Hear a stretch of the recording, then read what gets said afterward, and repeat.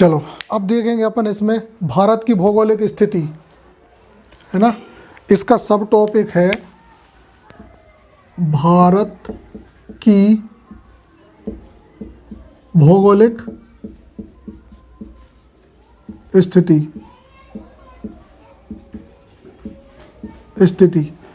इसका मतलब हुआ अक्षांशीय और देशांतर स्थिति। कौन सी स्थिति? अक्षांशीय और देशांतर स्थिति, है ना। देखो, अक्षांशीय और देशांतर स्थिति। प्रियांश बताओगे भारत की? चलो देखो, अब सबसे पहले समझो, ऑलरेडी कई बार बता चुके हैं, जो मैप होता है, मैप में उत्तर होता है ऊपर की तरफ, उत्तर होता है ऊपर की तरफ, ये समझना, रिवीजन है ये, सब कुछ बताया। उत्तर होता है ऊपर की तरफ, दक्षिण कहाँ होगा? नीचे। पूर्व कहाँ होगा? पश्चिम। ठीक, अब अपन देखें, मान लो ये है वर्ल्ड मैप। क्या है ये? अभी देखोगे, ये दूसरी बार बता रहा है, जिसको नहीं पता है वो अच्छे से समझेगा, है ना। बहुत सारे लोगों को नहीं पता, हाँ, जैसे तुम लोग। चलो देखो, तो ये वर्ल्ड मैप, यहाँ पे हम छोटा सा वर्ल्ड मैप बना दे रहे हैं, ठीक है ना। छोटा सा वर्ल्ड मैप आएगा, वर्ल्ड मैप देखोगे ना, छोटा सा वर्ल्ड मैप बना रहे, उसमें भारत की स्थिति बता रहा है, ठीक। ये पूरा वर्ल्ड मैप हो गया, ये उत्तर दिशा, ये दक्षिण, ये पूर्व, ये पश्चिम। चलो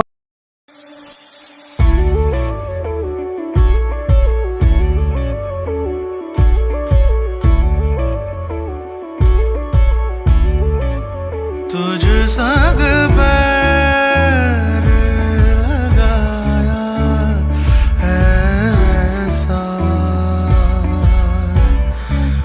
तुझ संग पैर लगाया ऐसा। ये हो गया वर्ल्ड मैप, ठीक। कुछ छूटा तो नहीं है इसमें? आई थिंक नहीं। भारत बन गया, ये यहाँ है भारत, है ना, थोड़ा सा दिख नहीं रहा, ठीक, बन गया। तो ये विश्व का मानचित्र है, इसमें ये भारत की स्थिति है, ये हमने इसको जूम करके यहाँ देख रहे हैं। आ रहा समझ में? जल्दी जल्दी समझना है ना। चलो अब हम देखें कि अक्षांशीय और देशांतर स्थिति क्या है। कौन सी? अक्षांशीय और देशांतर स्थिति। चलो, तो पहले हम इसको 4 भागों में बांट लें। कितने भागों में बांट लें? 4 भागों में, है ना। थोड़ा सा ये और खिसकाना पड़ेगा,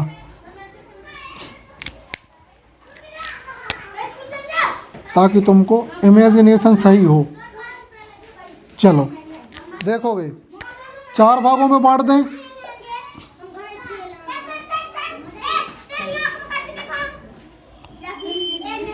चार भागों में क्यों बांटा? ये कॉन्सेप्ट समझोगे, क्यों 4 भागों में बांटा है, ध्यान से देखना है ना। तो उत्तर, दक्षिण, पूर्व, पश्चिम, कितने हिस्से हो गए? 4 हिस्से हो गए। अभी हम इस हिस्से को अगर हम बोलेंगे, इस हिस्से को, तो इस हिस्से को हम क्या बोलेंगे? अब गणित की भाषा में नहीं बता रहे, चलो ऐसे ही देखो फिलहाल। ये पूर्व से उत्तर की तरफ है, यहाँ से, है ना, और ये यहाँ से उत्तर से पूर्व की तरफ। और देखो, जो पूरा वर्ल्ड मैप है ये 2 भागों में बटा है। कितने भागों में?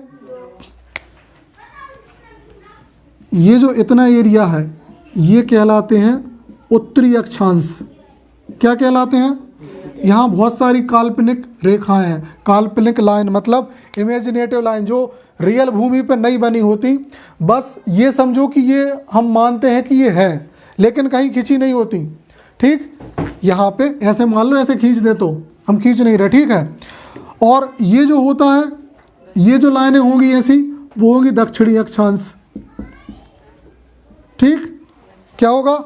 दक्षिणी अक्षांश। ये लाइनें आ गई समझ में? आ रही? इस बीच की लाइन, इस बीच की लाइन को बोलते हैं भूमध्य रेखा। क्या बोलते हैं? भूमध्य रेखा, नाम सुना होगा। क्या बोलते हैं? इक्वेटर इंग्लिश में, ठीक। भूमध्य रेखा के ऊपर वाली लाइन है उत्तरी अक्षांश, नीचे वाली लाइन है दक्षिणी अक्षांश। ठीक है, इतना क्लियर।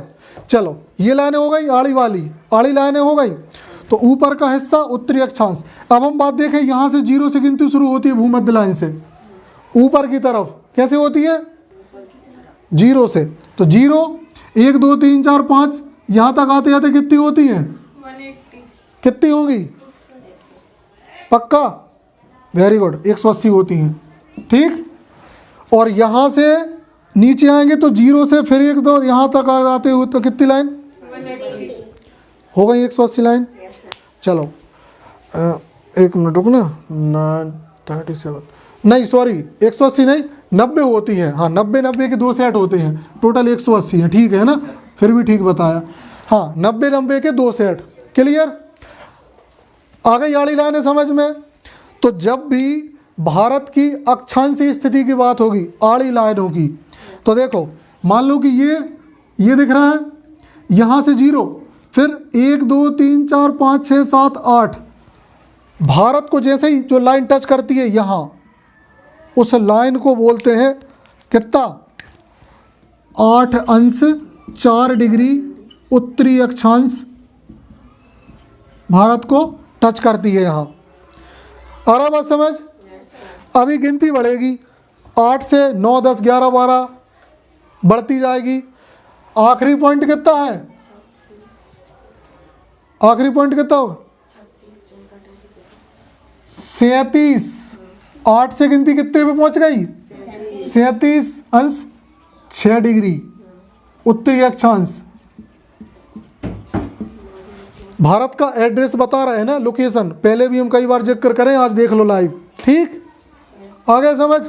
यहाँ आ गई गिनती समझ में? 8 से शुरू हुई, कितने तक पहुंची? 37 तक। क्लियर? कोई बोलेगा कि भारत की अक्षांश स्थिति क्या है, तो 8 अंश 4 डिग्री से 37 अंश 6 डिग्री। अब ये उत्तरी अक्षांश की बात चल रही। उत्तरी अक्षांश की बात क्यों चल रही? क्योंकि भारत उत्तरी अक्षांशों में स्थित है उत्तरी अक्षांशों में, इस एरिया में है भारत। अगर नीचे होता तो कौन सा अक्षांश आता? अभी उत्तरी अक्षांश क्यों लिखते? आ गया समझ में? क्लियर? चलो ये उत्तरी अक्षांश की स्थिति हो गई। अब देखें, एक मतलब ये तो ऐसे हो गया। अभी यहां से भी तो 0 लाइन दिख रही है, ये दिख रही है बीच लाइन, इसको बोलते हैं 0 डिग्री देशांतर। क्या बोलते हैं?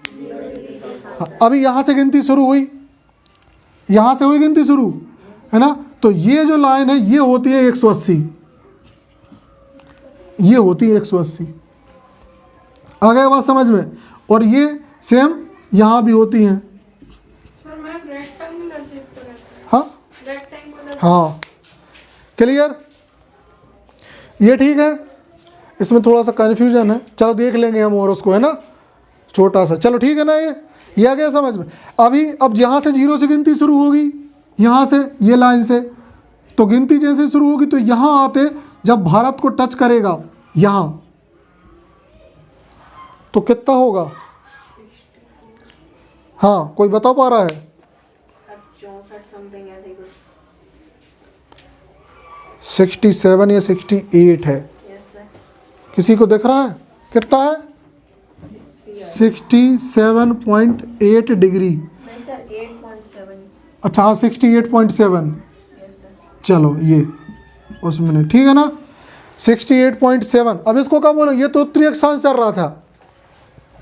अब ये लंबी लाइनों का सुन लो पहले।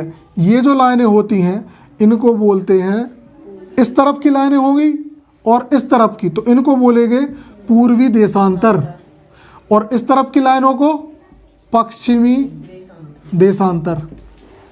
इतना आ रहा है समझ में?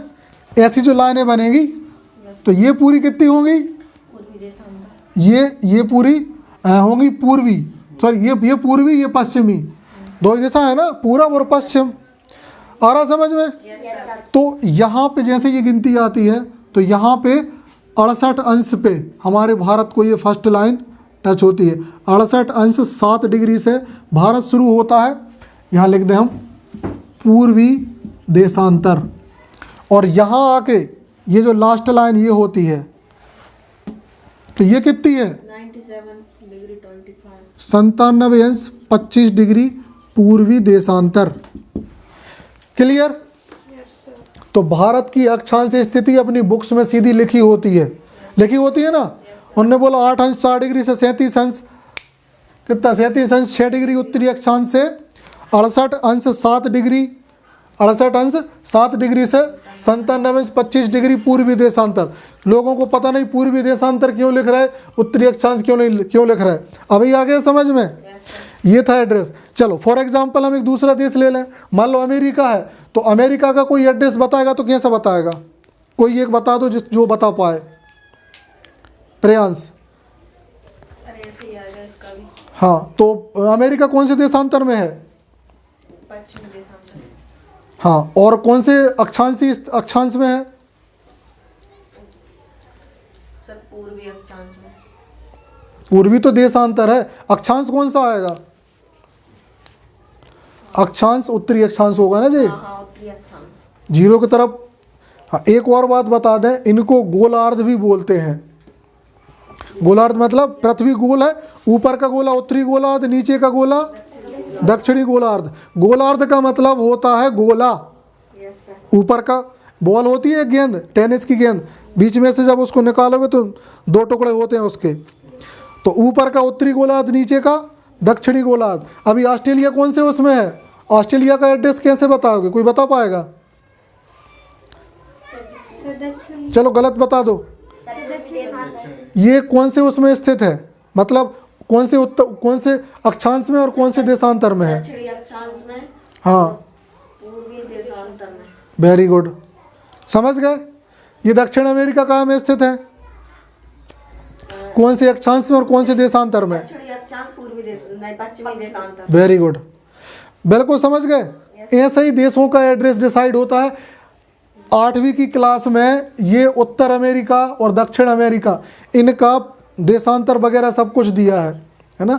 तो अब जिसने पूछा था वो तो आई नहीं है आज, है ना। कविता ने पूछा था कि याद नहीं हो रही है।